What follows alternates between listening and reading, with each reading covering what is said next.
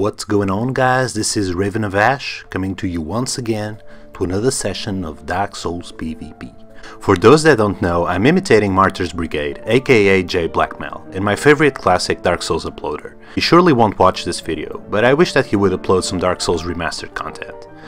Anyway, back to business. So today I wanted to share with you guys some topics that I found to be interesting about the Dark Souls Remastered network test. This was the first time I picked up this game, and I'm not very good at it. However, a lot of stuff from Dark Souls 3 translates to this game, so I felt relatively comfortable playing it. There were a lot of good videos already covering the fundamentals of the game. Saint Riot and Goof, for example, made excellent informative videos about the network test. This video is here just to give you my opinions, specifically about the PvP, without caring too much to be too informative. I know I'm a bit late to the party, but real life got in the way. I will probably do guides about this game after launch, if I think they will have some added value to you guys. Before we begin, let me say that I'm very excited to play a Dark Souls game I've never played before and with a live PvP environment. This video is made from a Dark Souls 3 player perspective, because that's just who I am, so take it with a grain of salt. My opinions might change with the full game, so keep that in mind as well. Let's get into it. The Dark Souls PvP revolves around backstabs. This is admittedly a bit of an exaggeration, but they are really important in the PvP gameplay. Even if you are not doing them, you always need to be very aware of them. Is your back turned to your opponent? Is your opponent back vulnerable to you? Can you heal safely? Is your back turned to a wall in order to heal? It's the backstab game. I have learned something about this backstab system in the network test, and I will have no issues fully learning it and relying on it. If you are a good backstab fisher in Dark Souls 3, you will be godlike in this one. That does not make it a good system, in my opinion. It's a bit too strong on this game, and overshadows other fighting aspects such as parrying and spacing. Because in Dark Souls, backstabs are a single confirm system, as opposed to a double confirm system like in Dark Souls 3, your opponent can be 10 feet away in his screen and be pulled into a backstab. This makes everyone a bit paranoid of being backstabbed, and rightly so. I prefer a double confirm system like in Dark Souls 3, even if I spend half of my invasions whiffing backstabs.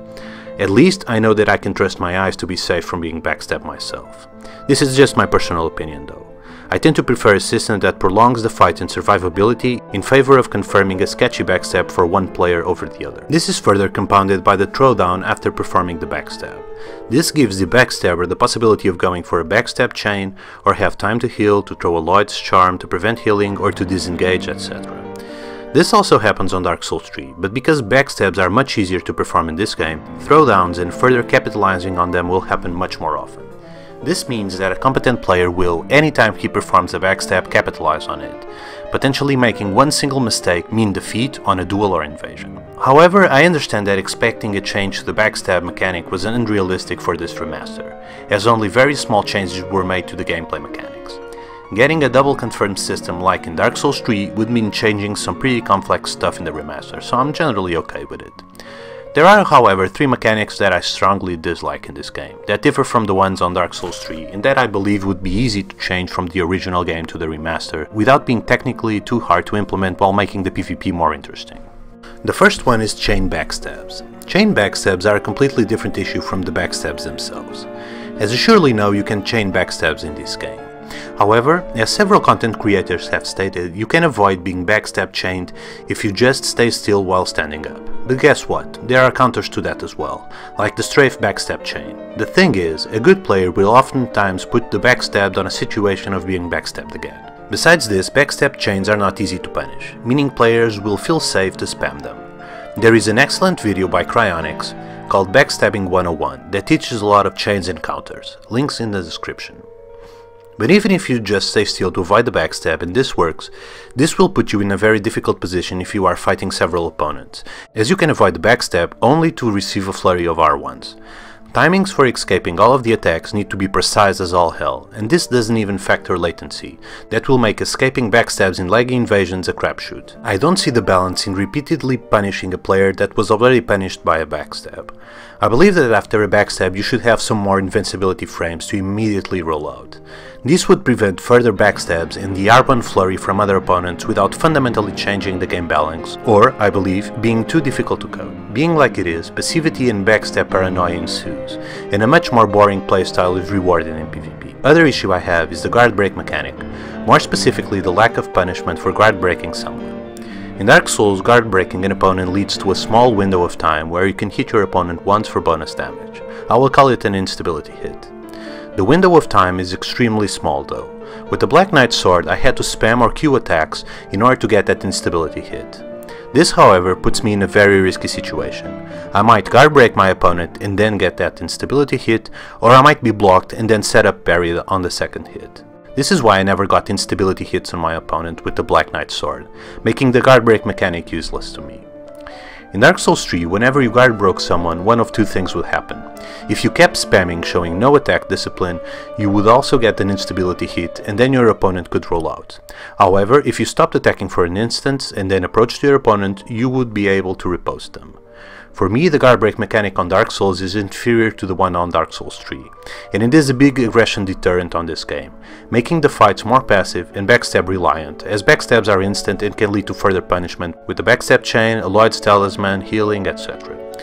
This should not be too hard to insert in the game and would make a small difference in a PvE scenario. This would also make people less reliant on shields and would deter passive shield gameplay.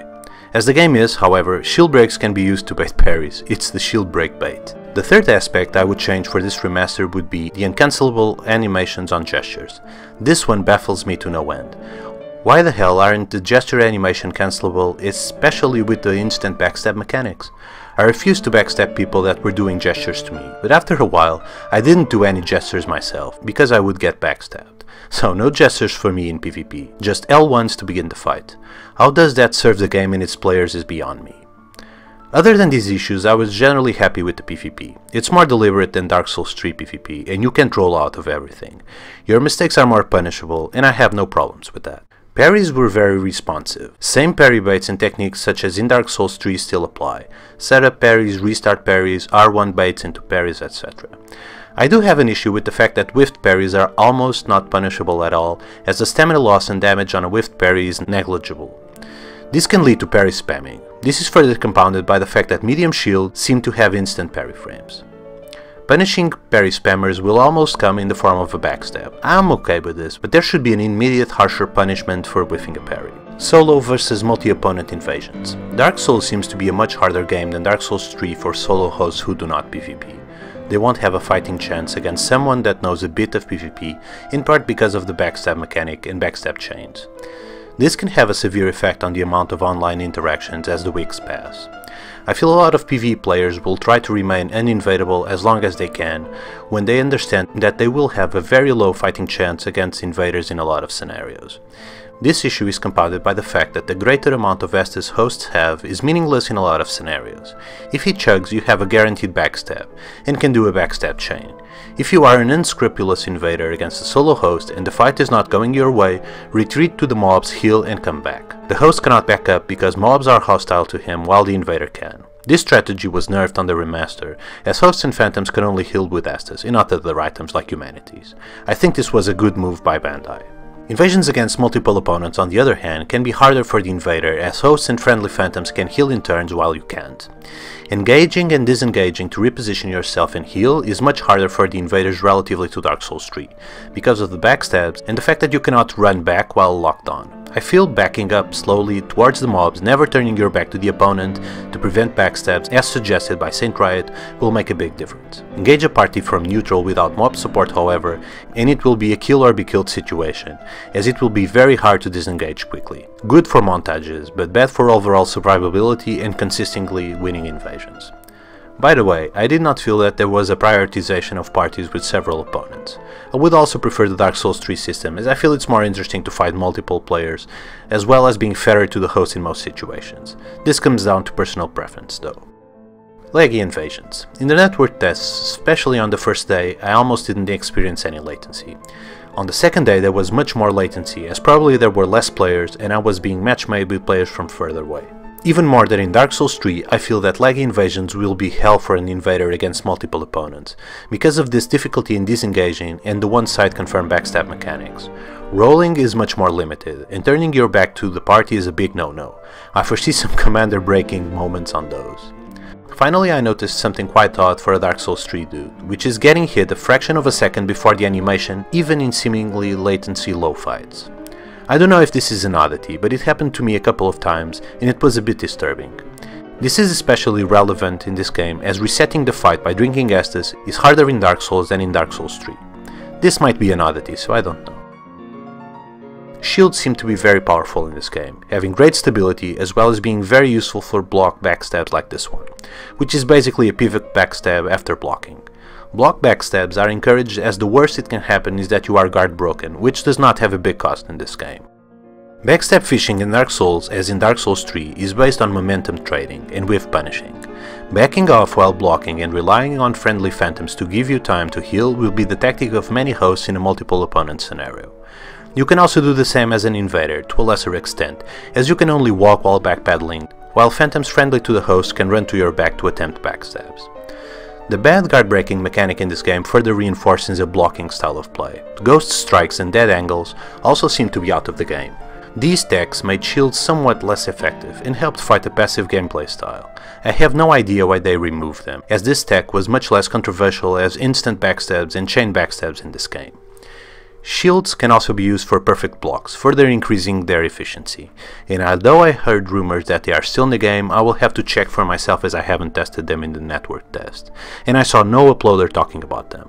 For the ones that don't know, Perfect Block is a Dark Souls tech that allows you to ignore being staggered when blocking an attack. It can be performed by lowering your shield or weapon from blocking at the exact moment an attack is going to hit you. These allow you to go for easy backstabs. There are other ways to perform perfect blocks, such as one-handing to two-handing the weapon or just toggling at the moment you are hit by an attack. There is an excellent video by Kali about this technique, link in the description if you want to know more. I also felt that unlocked play is much more important in this game opposed to Dark Souls 3. I felt that I could go for backstabs better, as a lot of backstab techniques such as pivot backstabs or the roll backstabs are better performed unlocked. Also, because there is no omnidirectional rolling while locked in Dark Souls, I feel that playing unlocked gave me a lot more freedom. Also, spawn camping was a thing. I will have to see in the full game if this is a real issue or not. Well, that's it guys. I wanted to say that although I criticize the game a bit, I'm excited about the release of this game, and playing a game with a live community, even if only for a while. It will be very interesting to see how we invaders adapt to all these mechanics and learn to get better at the game. Count on me to share what I know about this game with you guys. Thanks a lot for watching, Raven out.